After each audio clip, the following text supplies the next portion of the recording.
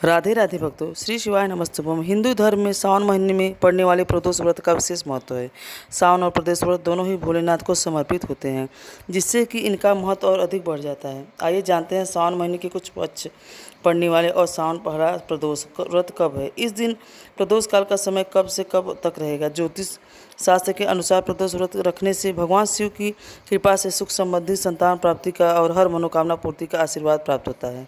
इस दिन भगवान शंकर और माता पार्वती की विधि विधान से पूजा प्रदोष काल के समय में ही की जाती है। इस बार कृष्ण पक्ष की त्रयोदशी तिथि प्रारंभ होगी 22 जुलाई मंगलवार को सुबह 7 से 6 और त्रयोदशी तिथि समाप्त होगी 23 जुलाई बुधवार सुबह 4:39 पर।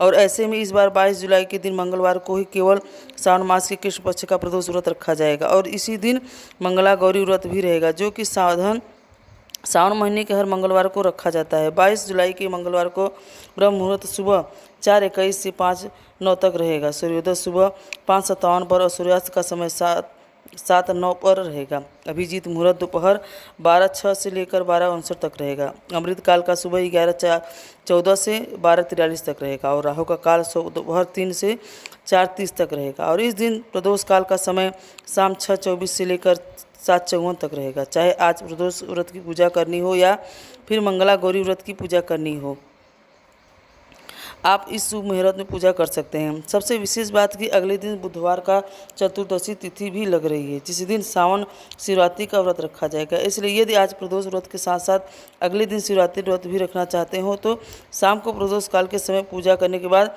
जितनी जल्दी हो सके आप भोजन भी ग्रहण कर लीजिए। भोजन या फिर फलाहार जो भी आप ग्रहण करते हो वह सात्विक होना चाहिए, क्योंकि चतुर्दशी का व्रत रखने वाले भक्तों को सूर्यास्त तक त्रयोदशी तिथि में भोजन ग्रहण कर लेना चाहिए। इसके बाद से नियमों का पालन प्रारंभ कर देना चाहिए। प्रदोष व श्रद्धा दिन प्रातःकाल घर की साफ सफाई करने के बाद स्नान आदि से निवृत्त होकर मंदिर में भगवान शिव और माता पार्वती जी की तस्वीर या प्रतिमा के समक्ष बैठ जाना चाहिए। फिर आप सुबह की पूजा आसपास के शिव मंदिर में भी कर सकते हैं। मंदिर में विराजमान सभी देवी देवताओं के समक्ष व्रत का संकल्प लेने के बाद अपनी क्षमता के अनुसार पूजन सामग्री जैसे कि अक्षत, रोरी, रक्षा, गुलाब जल, सुगंधित द्रव्य, धूप, दीप, नैवेद्य, पुष्प, घी, पंचामृत, पंचमेवा और मौसमी फल या मिठाई आदि भगवान शिव को अर्पित करते हुए षडोपचार का पटोपचार पूजन कर सकते हैं। संभव हो तो इस दिन आसपास के किसी भी शिव मंदिर में जाकर शिवलिंग पर बेलपत्र, भाग, धतूरा, दूध इत्यादि अर्पित करना चाहिए। इस दिन भगवान शिव और माता पार्वती के किसी भी मंत्र के अलावा महामृत्युंजय मंत्र का भी जाप करना चाहिए, क्योंकि मंगलवार का दिन है तो बजरंगबली हनुमान जी की भी पूजा करनी चाहिए। दिन भर में भगवान शिव का ध्यान कर रखना चाहिए। शाम को प्रदोष काल में भी विशेष पूजा अर्चना करनी चाहिए। शिव चालीसा का पाठ और कथा का श्रवण करने के बाद अंत में आरती उतारनी चाहिए। ऐसी मान्यता है कि ऐसा करने से जीवन में धान्य की वृद्धि होती है और सुख समृद्धि की वृद्धि होती है। किसी भी प्रकार का जीवन में यदि कोई कर्ज हो तो वह भी दूर हो जाता है। यह भी आज की तो चलिए सुनते हैं मंगलवार प्रदोष व्रत कथा।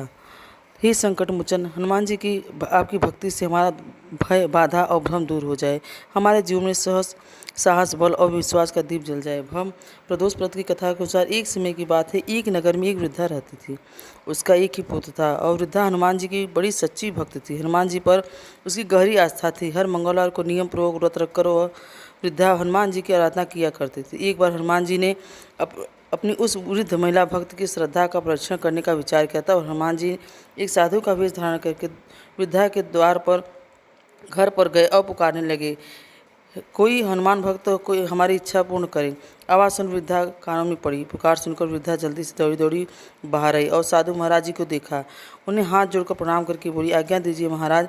हनुमान वेशधारी साधु बोले, मैं भूखा हूँ, भोजन करूँगा, आप मेरी थोड़ी ज़मीन लीप दो। साधु की बात सुनकर वृद्धा दुविधा में पड़ गई और इसलिए हाथ जोड़कर बोली, महाराज लीपने और मिट्टी खोदने के अलावा आप कोई दूसरी आज्ञा दीजिए, वह आज्ञा मैं अवश्य पूर्ण करूंगी। तब साधु ने 3 बार वृद्धा से प्रतिज्ञा करवाई और प्रतिज्ञा कराने के बाद कहा, जा तो अपने बेटे को बुला ला, मैं उसकी पीठ पर आग जलाकर भोजन पकाऊंगा। साधु की बात सुनते ही वृद्धा तो घबरा गई, परंतु वह प्रतिज्ञा कर चुकी थी इसलिए वह नियमबद्ध थी। अब उसने अपने पुत्र को बुलाया और साधु महाराज को सौंप दिया। वेशधार साधु हनुमान जी ने वृद्धा के हाथों से ही उसके पुत्र को पेट के बल लिटवाया और उसकी पीठ पर आग जलवाई।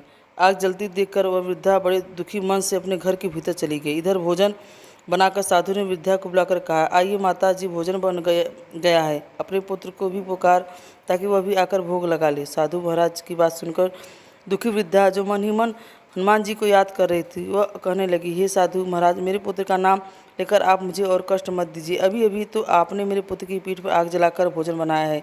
लेकिन साधु महाराज नहीं माने और वृद्धा से बार बार अपने पुत्र की आवाज़ लगाने की बात करने लगे। तब वृद्धा ने साधु महाराज की बात मानकर अपने पुत्र को आवाज़ लगाई। तब देखते ही देखते वृद्धा का वह पुत्र, जो घर के बाहर ही खेल रहा था, माँ की आवाज़ सुनकर दौड़ा दौड़ा अपने माँ के पास आ गया। अपने पुत्र को जीवित देखकर वृद्धा को बड़ा आश्चर्य हुआ और यह सब चमत्कार देखकर वह साधु महाराज के चरणों में गिर पड़े। तब हनुमान जी अपने वास्तविक रूप में प्रकट हुए और वृद्धा को भक्ति का आशीर्वाद दिया। बजरंगबली हनुमान जी की कृपा से वृद्धा को उनका पुत्र वापस मिल गया और वृद्धा के जीवन में जो भी दुख थे वह सब बजरंगबली की कृपा से दूर हो गए।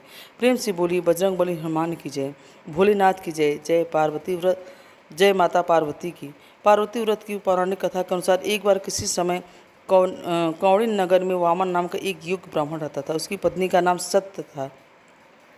उनके घर में किसी भी प्रकार की कोई कमी नहीं थी, लेकिन उनके यहाँ संतान न होने के कारण वे बहुत दुखी रहा करते थे।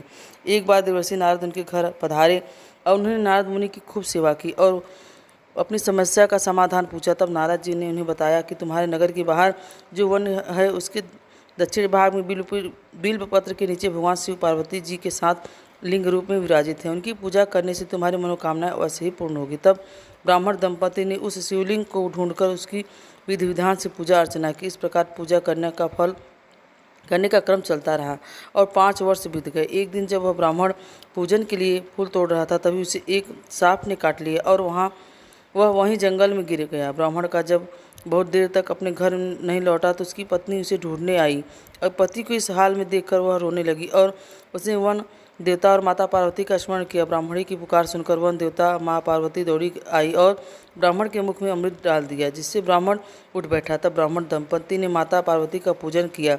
माता पार्वती ने उनकी पूजा से प्रसन्न होकर उन्हें वर मांगने के लिए कहा। तब दोनों ने संतान प्राप्ति की इच्छा प्रकट की। तब माता पार्वती ने जया अर्थात विजया पार्वती व्रत करने की बात कही। आषाढ़ शुक्ल त्रयोदशी के दिन उन ब्राह्मण दंपति ने विधि पूर्वक माता पार्वती का व्रत किया, जिससे उन्हें पुत्र की प्राप्ति हुई। इस दिन व्रत करने वालों को पुत्र रत्न की प्राप्ति होती है। निसंतानों को संतान सुख मिलता है और सौभाग्यशाली स्त्रियों का सुहाग भी अखंड रहता है। कथा समाप्त होने पर प्रेम से बोले, माता पार्वती की जय, भोलेनाथ की जय। आइए अब हम मिलकर भोलेनाथ और माता पार्वती की आरती गाएं। ओम जय शिव ओमकारा हो भज मन शिव ओंकारा, ब्रह्मा विष्णु सदा शिव, भोले नाथ सदा शिव, अर्धांगिनी धारा। ओम हर हर हर महादेव, एकानन चतुरानन पंचानन राजे हो स्वामी पंचानन राजे, हंसासन गरुड़ासन विश्वाहन साजे। ओम हर हर हर महादेव, दोए भुज चार चतुर्भुज, 10 भुज अति सोहे हो स्वामी 10 भुज अति सोहे, त्रिनव रूप निरखता त्रिभुवन जन मोहि। ओम हर हर महादेव। ओम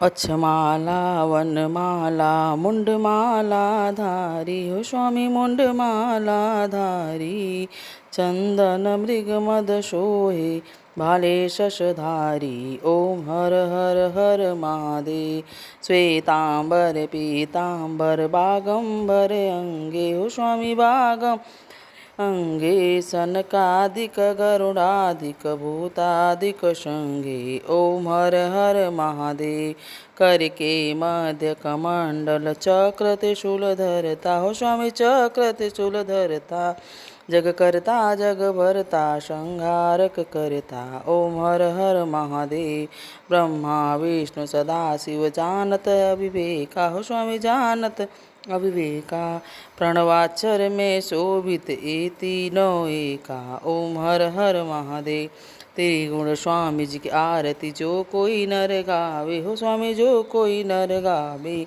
कहत शिवानंद स्वामी मन भजत हरिहर स्वामी सुख संपत्ति पावे। ओम हर हर महादेव।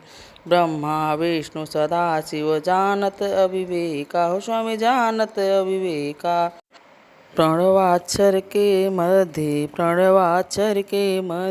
ए तीनों एका। ओम हर हर महादेव। त्रिगुण स्वामी जी की आरती जो कोई नर गावे हो स्वामी भाव सहित गावे हो। कहत शिवानंद स्वामी मन भजत हरिहर स्वामी सुख संपत्ति पावे। ओम जय शिव ओमकारा। ओम जय शिव ओमकारा हो भज मन शिव ओमकारा। ब्रह्मा विष्णु सदा शिव भोले भोलेनाथ सदा शिव अर्धाग्नि धारा। ओम हर हर हर महादेव।